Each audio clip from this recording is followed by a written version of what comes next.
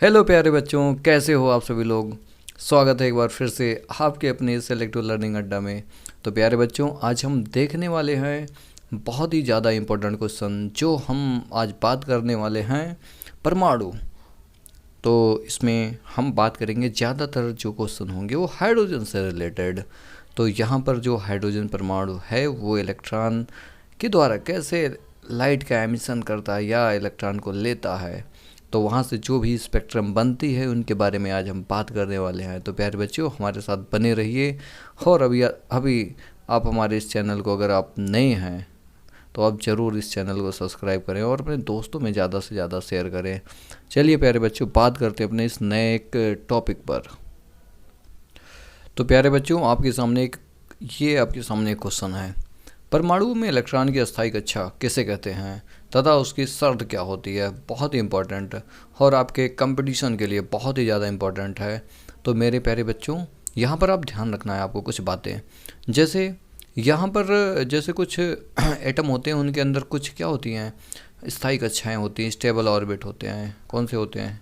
Stable orbit होते हैं, ठीक है। उसमें इलेक्ट्रॉन कैसे पाए जाते हैं, कौन से वाले ऑर्बिटल में होते होंगे। तो यहाँ पर बताया गया कि भाई कुछ निश्चित कक्षाएं होती हैं जहाँ पर इलेक्ट्रॉन घूमते हैं और वह ऊर्जा का क्या नहीं करते हैं, उत्सर्जन नहीं करते हैं। वह कक्षाएं क्या कहलाती हैं? अस्थायी कहलाती हैं। वो स्टेबल ऑर्बिट होती हैं। अब बात की जाए उस स्टेबल ऑर्बिट में क्या होता होगा, तो ध्यान रखिए, स्टेबल ऑर्बिट वही होगा जिसका कोणीय संवेग है ना, उसके कक्षाओं के, है ना, h/2 का क्या होना चाहिए? पूर्ण गुणक। यानी कि आप ध्यान रखिए, उनका जो संवेग होता है mvr, ठीक है, वो कक्षाओं की संख्या के h/2 का पूर्ण क्या होना चाहिए? गुणक होना चाहिए, है ना। वो बात यहाँ पर लिख रखी है, यहाँ पे n बराबर 1 2 3, ठीक है। तो प्यारे बच्चों, आगे बढ़ते हैं। तो यहाँ पर समझते हैं आयनन ऊर्जा की परिभाषा दीजिए और हाइड्रोजन परमाणु के लिए उसका मान क्या है। तो आइए यहाँ पर समझते हैं। तो हम अगर बात करें, कोई भी परमाणु है, ठीक है, कोई क्या है? परमाणु है, ठीक है। क्या है? परमाणु। तो वहाँ से इलेक्ट्रॉन को निकालने के लिए, है ना, उसके बाहरी कोश तक लाने में जो हमें एनर्जी देनी पड़ती है, कम से कम ऊर्जा, है ना, वही उसकी क्या कहलाती है? आयनन ऊर्जा कहलाती है।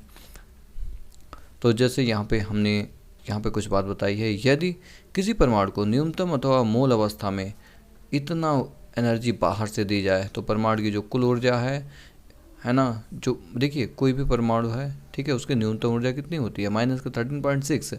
अगर हम इतना प्लस का देंगे तो क्या हो जाएगा? 0। अर्थात परमाणु आयनित अवस्था में पहुंच जाएगा, इलेक्ट्रॉन निकलने वाला होगा, ठीक है। तो कम से कम इतना एनर्जी मुझे देना ही पड़ेगा, और यही ऊर्जा आपकी कौन सी ऊर्जा कहलाती है? आयनन ऊर्जा। क्या कहलाती है? आयनन ऊर्जा। अगर हम बात करें हाइड्रोजन के लिए, तो हाइड्रोजन का ये फिक्स होता है 13.6 इलेक्ट्रॉन वोल्ट होता है। 13.6। यहाँ पे जो हमने बात किया वो केवल हाइड्रोजन के लिए है। तो आगे बढ़ते हैं। तो आइए यहाँ पर समझते हैं हाइड्रोजन परमाणु की आयनन ऊर्जा ज्ञात कीजिए। देखिए, हम जानते हैं NV कक्षा की जो ऊर्जा होती है, NV कक्षा की ऊर्जा जो होती है वो आपकी क्या होती है?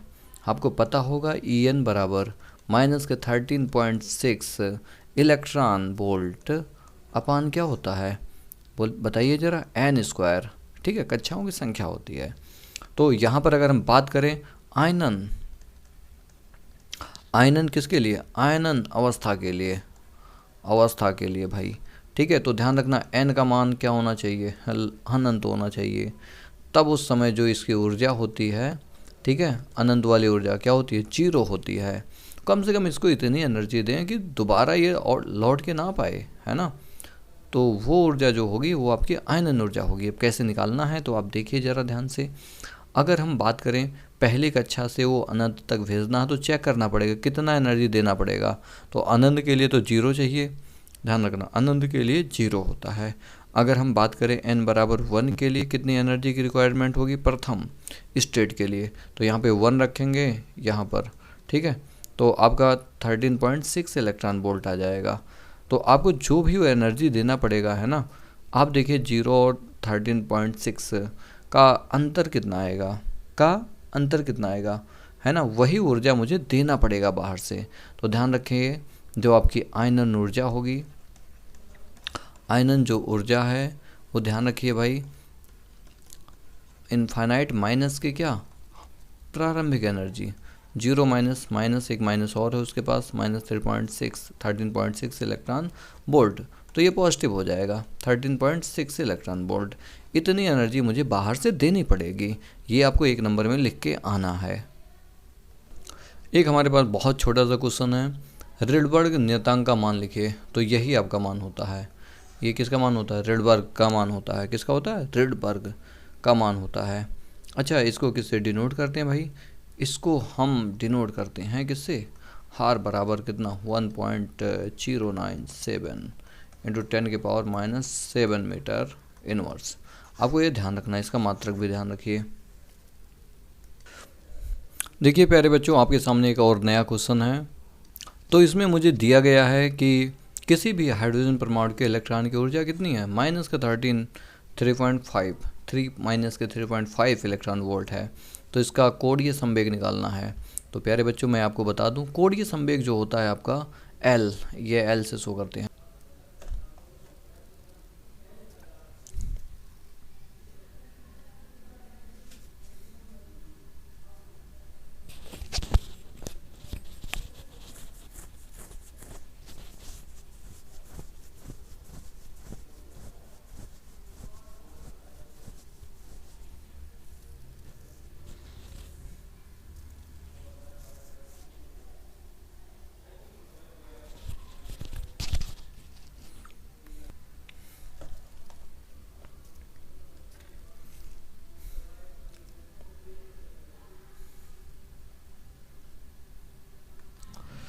अगर आप इस क्वेश्चन को ट्राई करना चाहते हैं तो सेम ये अभी जैसा मैंने किया था ना, वैसा ही है। सेम जैसा अभी मैंने किया था, सेम वैसा ही है। यहाँ पर A0 है, ऊपर नहीं है, इसको ऐसे लिखा गया A0, ठीक है।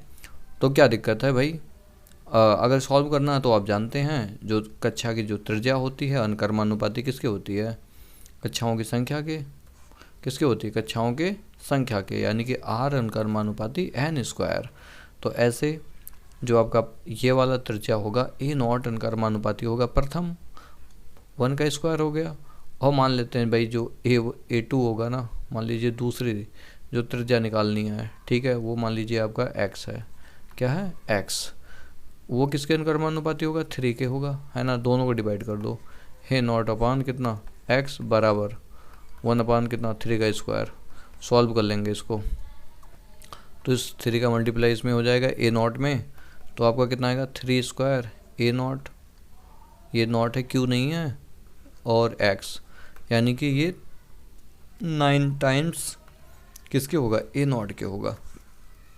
तो आपके लिए ये आंसर। चलिए बात करते हैं प्यारे बच्चों अगले वाले क्वेश्चन पर। तो आप यहाँ पर देख सकते हैं, हाइड्रोजन स्पेक्ट्रम में बामर श्रेणी की द्वितीय रेखा की तरंगदैर्घ्य रिडबर्ग नियतांक के पदों में लिखिए। तो क्या दिक्कत है, हम सब लोग आराम से लिख सकते हैं। पहले नंबर तो बामर श्रेणी के लिए हम एक सीरीज लिखते हैं लैम्डा के फॉर्म में। तो बामर श्रेणी के लिए तो आप यहाँ पर देख सकते हैं जी, जो आपका होता है 1/λ बराबर क्या होता है, R इंटू 1 भाई कौन सा बोला है, द्वितीय बोला है ना, कौन सा बोला है, द्वितीय, 2 का स्क्वायर माइनस n2 लिख सकते हैं या n का स्क्वायर लिख सकते हैं, कोई दिक्कत वाली बात नहीं है। अगर यहाँ पर बोला जाए भाई, देखिए हाइड्रोजन स्पेक्ट्रम में बामर श्रेणी की द्वितीय रेखा के लिए बोला गया है। ये तो बामर श्रेणी का क्या होता है, लाइन होती है, क्या होती है, लाइन। अब अगर द्वितीय रेखा के लिए बात किया जाए, द्वितीय रेखा के लिए तो आप एक चीज़ ध्यान रखेंगे, इसमें जो द्वितीय रेखा के लिए वैल्यू रखी जाती है n की, वो 4 होता है। क्या होता है, 4 के लिए यहाँ पर है लिए, ठीक है। n बराबर क्या रखना है, 4 रखना है, ठीक है। आप रख के सॉल्व कर सकते हैं पूरी तरह से, 1 अपॉन लेमडा बराबर R इंटू 2 का स्क्वायर कितना 4 माइनस 4 का स्क्वायर कितना 16। ठीक है, इनको हम सॉल्व करते हैं। 1 अपॉन लेमडा बराबर कितना, इसका एलसीएम आएगा भाई, यहाँ पर ऊपर नीचे 4 से मल्टीप्लाई करेंगे -1, इसका एलसीएम 16 है। ठीक है, तो आपको यहाँ से मिलता है कितना भाई 3R, 3 बचेगा, 3R अपान कितना 16, तो लेमडा बराबर कितना आ जाएगा, इसको ऊपर पलट देंगे 16 अपान कितना 3R। ठीक है बच्चों, तो यहाँ पर आपके लिए ये आंसर रहा लेमडा। इसका आंसर जो होगा वो मीटर में होगा, काय में होगा, मीटर में। चलिए, तो यहाँ पर आपके लिए एक नया क्वेश्चन, हाइड्रोजन के वर्ण क्रम में कौन सी श्रेणी प्रावैग्नि भाग में पाई जाती है। तो एक चीज़ ध्यान रखिए, इसका जो आंसर होता है लाइमन श्रेणी में पाई जाती हैं। ठीक है, इनका क्या आंसर है, लाइमन श्रेणी। तो प्यारे बच्चों, इस बात को आप ध्यान रखना। ठीक है, और मिलेंगे अब नए लेक्चर के साथ नेक्स्ट वीडियो में, जिसके आगे का हम कवर करेंगे। तब तक के लिए आप खुश रहिए, मस्त रहिए और पढ़ते रहिए। आगे मिलते हैं आपसे, धन्यवाद।